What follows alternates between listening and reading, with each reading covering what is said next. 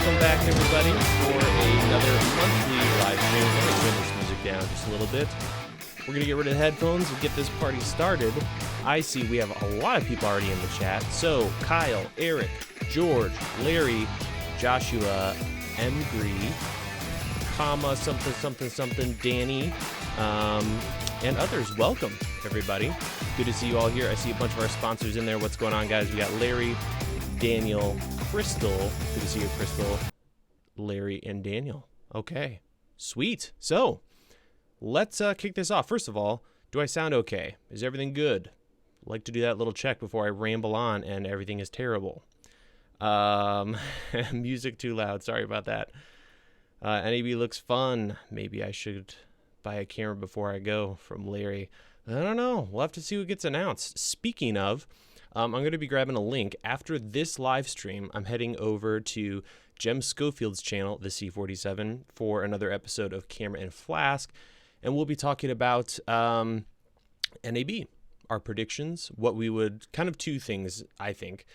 Predictions, things we think will happen, and then our wish list, stuff we'd like to see, maybe some things we want to research while we're there. So it should be pretty fun.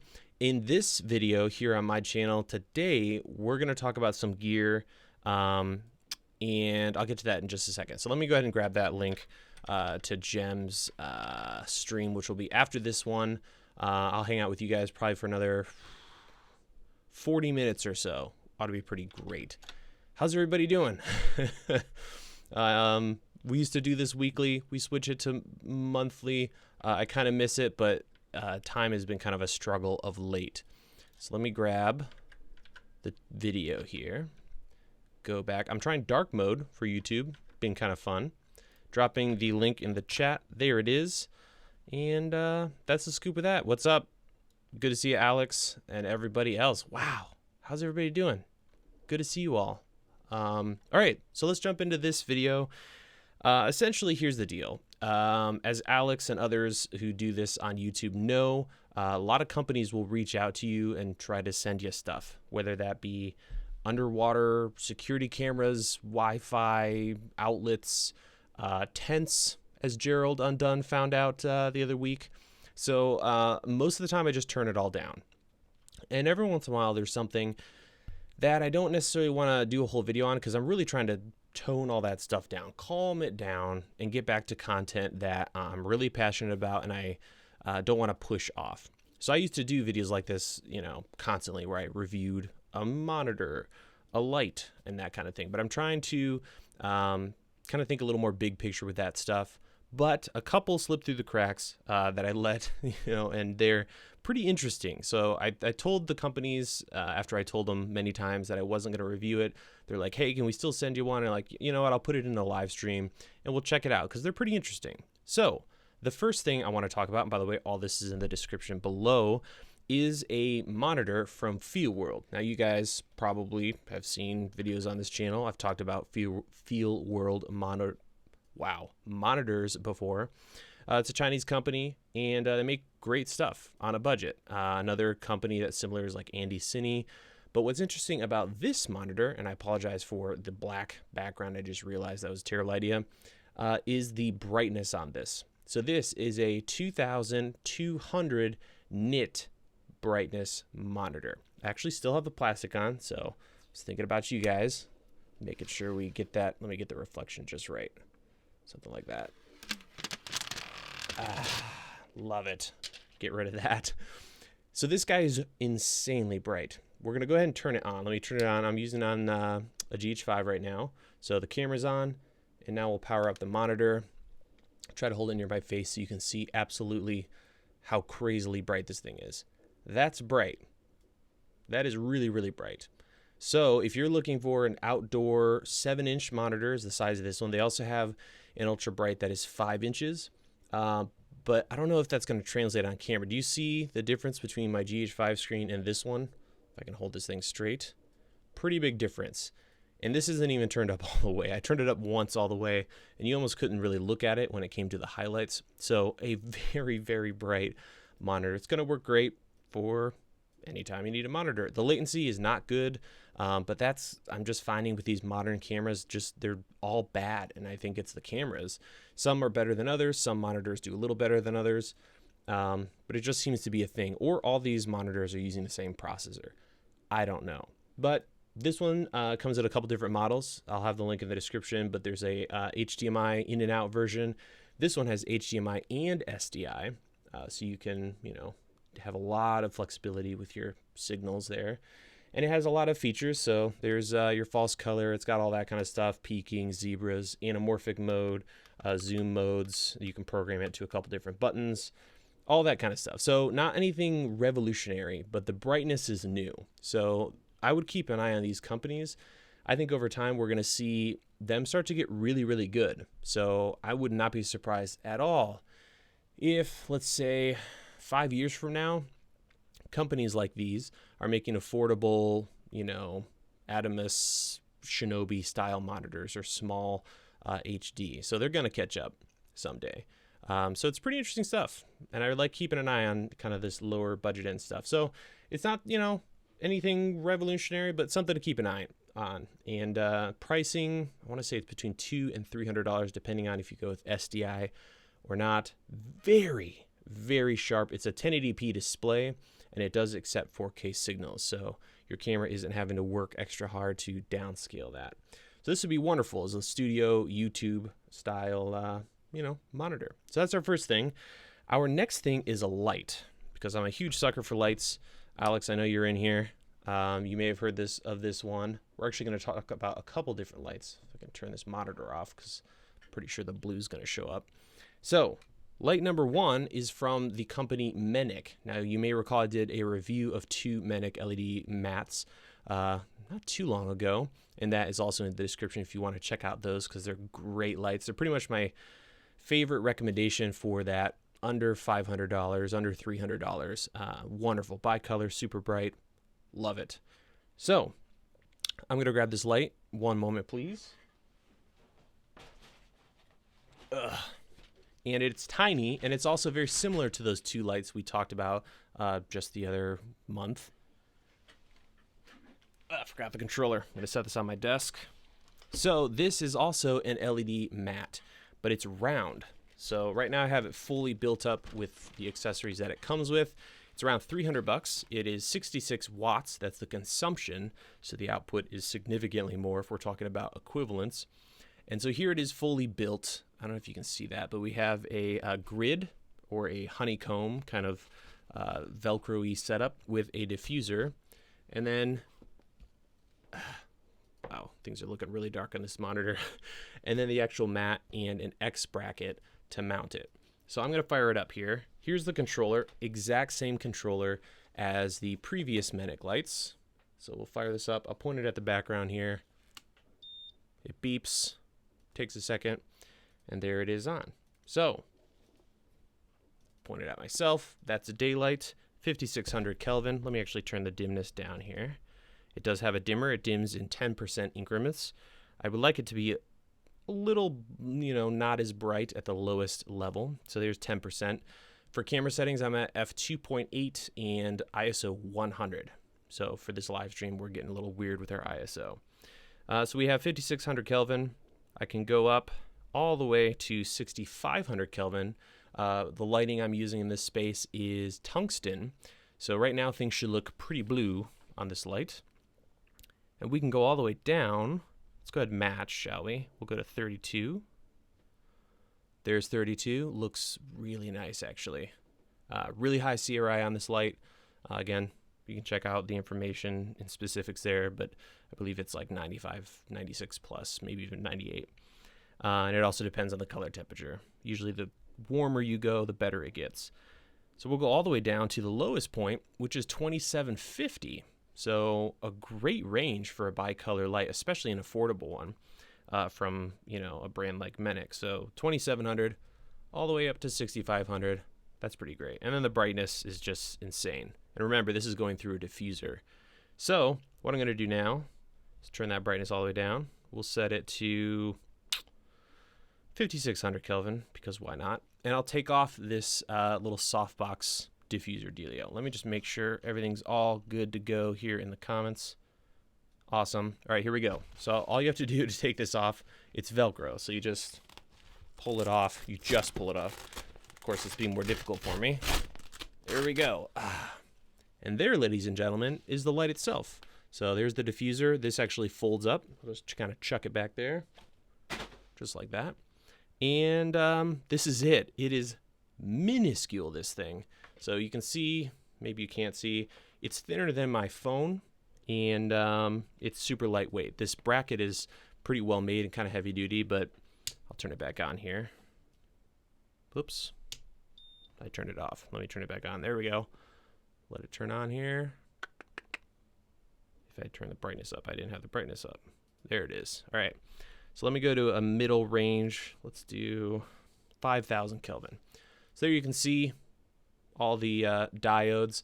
And what I'm really excited about this light is it kind of reminds me of like a space light. So if you guys are familiar with those in big studios, you would have a giant cylinder of diffusion and then a light firing into that. This would be perfect for that. And you could easily get a modifier for that. Maybe even use the one from, Aperture, modify that slightly, and that would work. So this would be great for sticking in a fixture. It's also round, so instead of square, you can get kind of a nice eye light. And it actually has this accessory, which I love. So this is another modifier it comes with.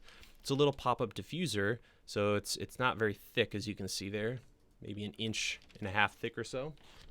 So I can simply just stick it to the front, just like that. And now I have a perfectly round, pizza pie LED light. So the light on this ought to be pretty nice. Of course, I'm mixing temperatures here. But this could also be a great little live stream setup. You just mount it just above, your camera, and that would do the trick. So let me, we'll go to 3200 again, just to match our current lighting setup so it's not as distracting here. Go to the dimmest point. That's even too bright for this setup, but a wonderful little light. Look how soft. Oh, it's beautiful. And then the whole thing tears down. I'll just get rid of the diffuser. I'll turn off the controller. And I'll get rid of this X bracket. Like so. This thing folds up. I'll get rid of this. And then here's the actual light, which you could simply just, fold up into a burrito, throw it in a bag, and you're good to go. So that's the Menik CB66A. A couple different models, couple different collections there, but the whole idea is it's tiny, it's lightweight, and it's round, which is pretty unique for LEDs in general, but also, these flexible ones. So that's it for that light. Now we're going to move on to a light you may have already seen on other channels. Alex, you still in here? I know you are. There he is. And this is the Boling P1. A couple people have already mentioned it. They sent this company, Boling, which I believe they'll be at NAB again this year, has been doing some pretty interesting things. And this light is kind of my favorite thing ever now. So the deal with this is it is a bicolor RGB light. You can mix color with your standard lighting, which is pretty rare with these cheap RGB lights. It's insanely well made, and it has a built-in battery that charges over USB-C. And my favorite thing with this light, believe it or not, it's kind of boring, but I love the mount that it comes with. So let me get this in focus, shall we? There we go. Okay, let me move this window so I can peek over. So this is the mount. So you can simply rotate it, spin it, and do all kinds of crazy combinations with it. Really, there's no way you can't mount this light. So one of my favorite things to do is do this. So it's facing backward, mount this to a stand, and now I have a mini yoke for this light. It's really bright, and I'll turn it on here so you can see the rear display. There you go. Color information. You can press, oops, come on, focus. Don't do this to me. I'll change the temps here. So that's the warmest it goes. That's the coolest it goes. And then it has a dimmer on it. And as you can see, it gets really bright. And then we can switch over to color mode now that I can't see anything anymore. There we go. So, wow. So we're in color mode. I'll get focus again. And I can change the color. The saturation, I'm doing this all backwards, so bear with me. That's saturation 0. Let's go back up. All the way. It's taking forever. As you can see, it's getting blue. So that's 100% saturation. I'll press it in, and I can now rotate through all the different colors. Lots of color distortion happening right now. Oh my goodness, so bright. So it's a pretty sweet light, and you can mix all those colors with your typical, you know, daylight, tungsten, whatever is floating your boat. Battery information, it's just a wonderful little package. So I believe it's $170 for this guy, or $160. Oh, built like a tank, and they were pretty awesome. I visited their booth forever ago, years and years ago, and now they have a much bigger booth. Come on, focus. I'm going to do the makeup thing here. And they were very kind and put my logo, if it'll ever show up. Wow, A73 is struggling. There it is. They printed it on the side of the light for me, so that's very sweet of them. But yeah, it's a great light. Several other people have reviewed it. You should check it out if you're looking for something small, and it's really, really tiny. Let me grab my iPhone 7. In fact, it's pretty much identical to my iPhone in size. It's a little thicker, but when it comes to footprint, that's what you're looking at. So wonderful, wonderful little light. And with all that out of the way, I'm going to jump into the comments here because I've completely ignored you guys, and I apologize for that. But some interesting stuff, and I can't wait to see what happens at NAB. I like going kind of on the edges of the show floors and seeing kind of what's happening with these companies, because there's lots of sweet stuff happening and coming out. So what do we got? What do we got? Sean says Indie Mogul Podcast is great. Yeah. So yeah, Ted reached out to me, and that's kind of how that all went down. They were doing their little tour, and I need to catch up on all the videos, but it was a lot of fun hanging out with them. You know, Ted's the best, so it's good times. I see we have a bunch of donations here, so let's go ahead and address those out of the gate, and then we'll get some Q&A. So if you have a question, drop it in the comments, and do at DSLR Video Shooter. That way I can see it, and I'll deal with those comments before anything else. So going back over here, because I got to prep my donation graphics. So here we go. Vincent, $2 donation. Thanks, dude. If you have a question, let me know. Really appreciate it. I was talking to someone the other day, and they were very impressed with you guys. So your goodness and kindness is being seen by others, which is really awesome. Really, really grateful to have you guys. Because not every creator has nice people. I don't know if you hang out in the comments of most other people's videos, but it's pretty interesting what goes down out there sometimes. Vincent again. Nice. So two $2 donations. Sweet. Moving down here. Daniel Moore Photography with £5. What's going on, Daniel? Daniel says I had to cancel a membership because I'm broke. Wanted you to know I still appreciate you. No problem, dude. No judgment at all. Thanks for the donation, dude. No sweat. Yep, the Boling, Alex. Exactly. Oh, and that's it. Okay. Oh no, I missed 2. Sorry guys, I'm getting rusty here. Full stack creative, dropping $20. We're gonna go with large donation explosion here, trying to mix it up. I learned videography from you in about 3 months, and because of you I get less terrible every day. You're the man. Thanks, dude. Love it. Okay, Seether, $8 Canadian. Drop another one. I love cheap monitors as the second screen to my recorder, but the lag can be so bad. It's living in the past. Once again, great content, appreciated. Yeah, I don't know what's going on. I really don't, but it's got to be the cameras, because I've tried, I mean, a full range, right? $2,000 monitors all the way down to stuff like what we talked about earlier, and it's just a thing. So yeah, I don't know what's up with that. All right, we're jumping down all the way to the bottom of the chat, and I'm going to start dealing with these tagged comments. So Tommy, what's going on, Tommy Calloway? Everyone should check out his channel. I'm going to try to give you A high 5 at NAB. Hope to see you. Awesome. Yeah, and guys, let me know if you're going to be at NAB. I'm trying to figure out, I'm going to be doing kind of a meetup with Jem and some of the guys from Camera and Flask. But let me know if you want to, maybe we do something. If there's enough of us, we should all hang out somewhere. It'd be kind of fun. Does the 2200 nit Feelworld have any usable features? Yes. Well, usable. It has all the normal stuff. So you've got false color, peaking, everything there. Nothing special. Same kind of menu. Excuse me. Thoughts on the Fatka matte box. I know a lot of people like it. I haven't really gotten into matte boxes too much. I always want one, but I never use them. So there's that. Thoughts on the Practil Light 602. I'm not sure. Oh, yeah. That's a great light. It's a little pricey for the output, but it is wildly well made. For those who don't know what we're talking about here, I'm going to grab a link to this light. It's a really, really well made light. So I believe it's waterproof potentially. So if you want something that you'll never break and it will do a great job for you, that would be one to go with. So there's that.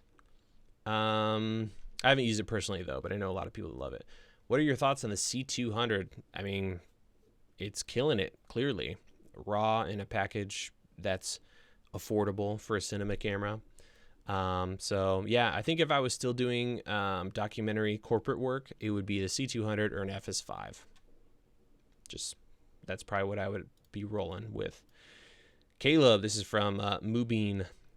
Are you going to review the Color Spike RGB lights?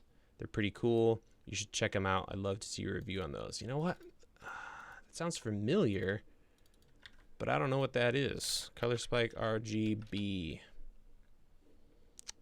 Interesting. Oh, yeah, that's what that is. The one where you can do the animated stuff. Yeah, I'll have to look into that for video. I don't know if it's a kind of set up for video as much, but we'll have to check it out. Link to the small RGB light is in the description, John. Filmmaker Media, I just bought the Pocket 4K. Don't you have a class on how to use it? If so, is there an update for the firmware? So here's the deal. Yes, Blackmagic Pocket Cinema Camera 4K video guide. I do have one, and we will have an update, I believe, in the next couple weeks for that. That will include all the new information from the 6.2 camera update. Speaking of those camera guides, I am going to grab a coupon code for anyone who may be considering picking up one of the camera guides over at the Academy. And this code I'm about to put in the comments will work for 3 people, and it'll be 50% off anything on the site. So essentially, I'm going to put in the link to where you go. You go to academy.dslr. Let me just actually do this. I didn't quite prepare for this as well as I should have. All right. Here's the link to the site. Boom. It's in the comments. And here is the code for 50% off anything. Godspeed if you're interested in picking something up for 50% off. All right, going back up here. Looking at those comments. Any recommendations on my first audio recorder for weddings? I'm thinking of patching into DJ booth systems as well as ambient audio. Thanks, dude. Nice, Daniel. It depends on what your budget is. There's a lot available right now. I would definitely go over to Curtis Judd's channel. I think he did one recently where he talked about pretty much all audio recorders, budget to very, very nice. If you want to go crazy and spend a lot and get the best in our world that I would recommend, it's the Mix Pre 3. Otherwise, any of the Tascam kind of stuff is going to work. I know a lot of people love the DR60D Mark II. That would be a pretty solid recorder. Otherwise, the little handheld ones will do just fine as well. Good question. Lithia, I just bought my first camera, GD5. What would you recommend for my first lens after the kit lens? I plan on shooting tropical fish in aquariums. The kit lens is awesome. I would, if you want a Panasonic style lens, try some of their prime lenses. So a good budget one is the 14mm f2.5. They have a 20mm f1.7. Those are fun. Otherwise, if you just want to zoom, the 12 to 35 is a winner for sure. Favorite MPF charger from Dylan, excuse me. I like the dual chargers from Watson. It's a B&H brand, and they're great.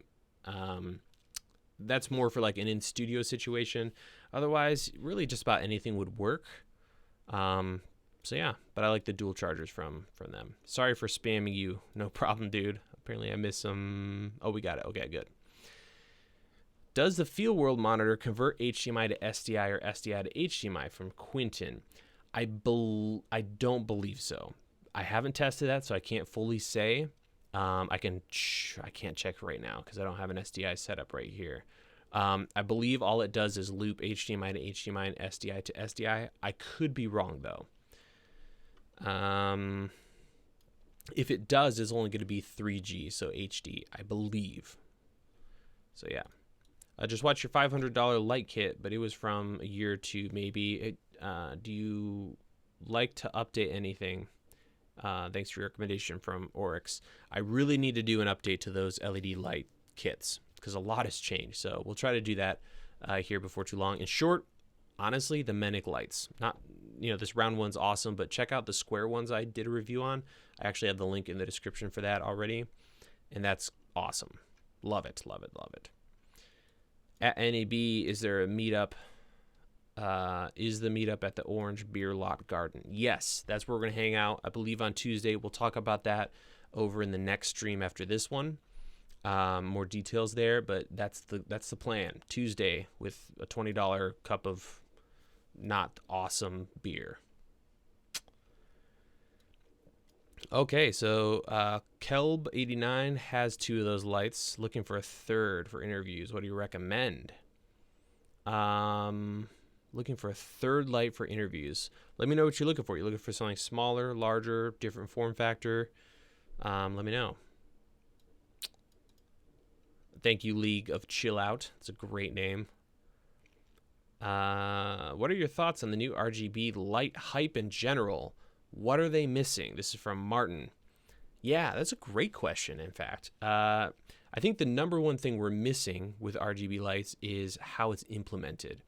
A lot of lights, except for this one, and that's why I love it, a lot of lights, they just give you RGB. So you have like a bicolor mode, and then when you turn on RGB, it's just red, green, blue brightness. That's it. What you want is the ability to introduce RGB to a color temperature. So if you're shooting daylight, set the light to daylight, and then be able to add some of those RGB elements. And that's really, really important for me. And then the ability to adjust saturation, not brightness, but saturation. Ideally, you have all of those. You have the brightness of the color, you have the saturation and the hue, because they're different. There's different things going on there. So this one is wonderful because you are able to turn the saturation down if you don't want as much red or blue added. And the main reason the hype thing is definitely hype. A lot of people have just colors everywhere. But what's great about RGB is you can replicate any type of light when it comes to color. So as an example, if you were shooting an interview, big stunning room that's white with windows everywhere, your video light's probably not going to perfectly match that type of white. So having an RGB light allows you to perfectly get it dialed in to match your other lights or other light sources. So I think that's where the future of RGB is, being able to literally replicate anything. So less, blue, green, red, purple, cyan, but that kind of stuff. So great question. And it'll be interesting to see what happens with RGB as we go forward, especially on the budget end. You can buy a sky panel and it's all figured out. But if you want to get a light and not spend that kind of money, it's kind of tough right now. Thoughts on day rate as a videographer, cinematographer, kit, no kit? I definitely think those should be different numbers. And I don't know if you're asking Alexander about how much of a difference that should be, but that's going to depend on your kit. I know a lot of guys have like a percentage difference. So depending on what they're going to bring with them, they'll charge a percentage of that. You definitely want to make sure that you're charging for your gear so that you can pay to keep it maintained. You know, SD cards aren't cheap. Storage isn't cheap, but that's kind of another line item. So definitely charge for gear. Let's see. GH6 at NAB, I doubt it. I think Panasonic has their hands full with the S1, which, by the way, mine shipped, which I'm really bummed about. I mean, I'm excited that it shipped, but I wish it had shipped a little earlier so I could have taken it to NAB and kind of, you know, filmed with it. That would have been nice. But yeah, I don't think we're going to see a GH6 there between lands. Colin, recommendations on how to find corporate commercial clients. Interesting. We're getting some commercial and corporate video questions, which I want to let you guys know. The corporate video guide I did with Corbin Tyson, that's over at the Academy. We're right now working on a massive update to it, and it's actually going to include a ton of this stuff. So the corporate video guide, lots of information, but we are going to be adding a whole section, and we're going to get insanely detailed. So that's the number one thing people gave us feedback on, was they want to see everything, literally walk through every little step of the process with visual samples, documents, all that stuff. So Corbin has agreed to create like a pack of all of his business documents. So we're going to walk through, treatment stuff. We're going to walk through what he would submit to the client with line items, how he customizes that for each client, how he deals with his crew, just everything, pitches, just all of it. So we're going to essentially go through the entire production process, which we did in the guide, but this time we're going to go through all the documents, all the detailed processes, talk more about how to get clients. And what we're going to do is have 2 example projects that we'll be working through, kind of a budget, we haven't picked a dollar amount yet, but kind of a real world situation, maybe more on the affordable end, and then something a little bigger. So it kind of gives you 2 scenarios where you can see how he would approach an entire production from start to finish, getting the job, figuring out budgets and all that, all the way through pre-production, production, post-production, and delivery. So really excited for that. We're not sure when that's going to drop, hopefully May, but right now we're getting everything lined up, and then we'll shoot that. So just a heads up. Anyway, getting back to your question, how to find clients, you just got to get out there and start. If you don't have work, you need to get work done to show them some work. And then it's a super relational thing. So if it means you got to go out and do some work to start meeting some of those people in your area, you just got to get started somewhere. Full stack creative, I feel completely lost with lighting. Normally just a 120D key at 45. Where should I go to up my game? So 120D, you talking about with a light dome? Because that's kind of a fail proof. I wish I had that back in the day. That would have been just so easy. Just a boop, there it is. It's done. Yeah, experiment with angles. Raise the light, lower the light, bring it around, and then fill, ratios. All that is good stuff. Also experiment with bounce and diffusion. Maybe create a book light. So you bounce the light off of something, and then you put some diffusion in front of it. That's probably where I would start to experiment and do big stuff. Go big. So go out and buy a massive diffusion sheet and try lighting big stuff. Use lots of big light using those diffusion and whatnot. That's where it's at. Let's see here. Where was I? The chat jumped down. Techvania just rolling up in here, dropping $2. What's going on, dude? Dropping by to say your videos help me. Bud Hart. Love it. Thanks, man. Appreciate you. Let's see. What's going on, guys? Are you expecting 6K on the Sony a7S III? I have no idea what to expect with that camera. They're taking their time with it. So I would hope that they're, you know, gonna do something really amazing. But I really don't know. This is new territory for Sony, I feel. They're really doing something different with that camera. So it would be amazing if it's 6K. I think it's going to be 4K. I hope it's a global shutter. I think that'd be one of my top picks. We'll see. Really don't know, though. Gregory Grist. Hey, Caleb. Have you heard the Cinematic Cine lenses? They're a company that customizes Sigma art and other great photo lenses, rehouses them. They're stupid cheap. Yeah, I know back in the day they made these like fake, you just like screwed it onto an existing lens. So I don't know what's up with that. All right, guys, we are running out of time. I'm going to jump down here, and we got some super chats. I saw someone talking about Gerald. I missed it, though. Oh, man, that's a great question. Moo Show, which booths are you most excited about? Let's talk about that on Jem's channel. So right after this stream, I'm going over there. We're talking all about NAB because I love that stuff. It's good stuff. We do have some more donations. Man, you guys are going nuts up in here.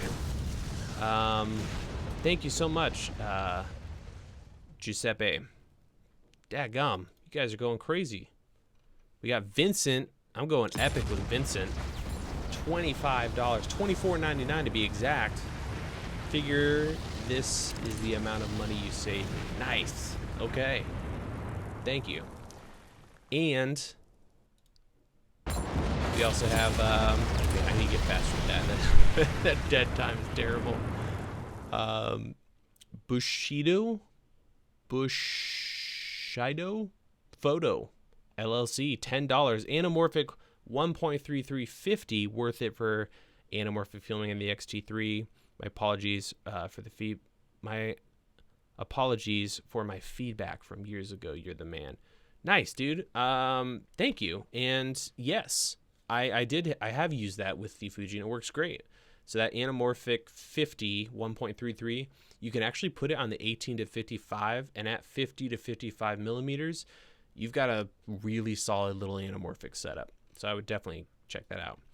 And down, man, we gotta wrap it up, guys. We keep dropping these donations.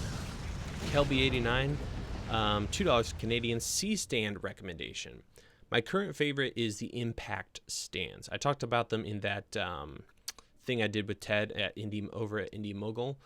So essentially, they have, with C-stands in general, you have sliding legs and you have turtle bases.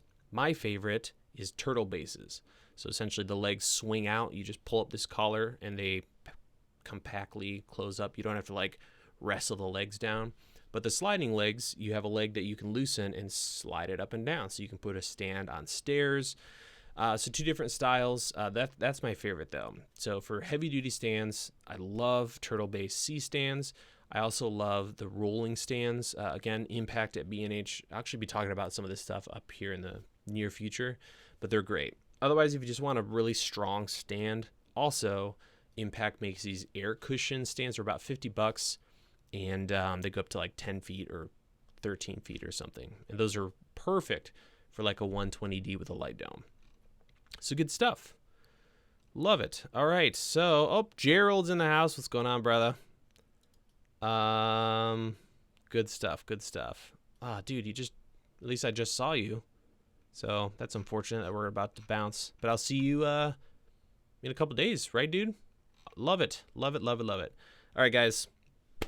That's going to do it for this one. If you haven't, if anyone's got that code to work, let me know. I'll just drop it again just for kicks and giggles. I don't know if it's been used or not. There it is, 50% off anything on the site, academy.DSLR Video Shooter. I'm going to catch my breath, grab some water, and head over to Jem's channel. There will be a link on the screen here in a second. You can check it out over there. We're going to go over and talk about all things NAB, what we're looking forward to, what we want to see, and what we think we'll actually see. So from the Batcave, thank you so much for joining me. Appreciate y'all, and have a good night.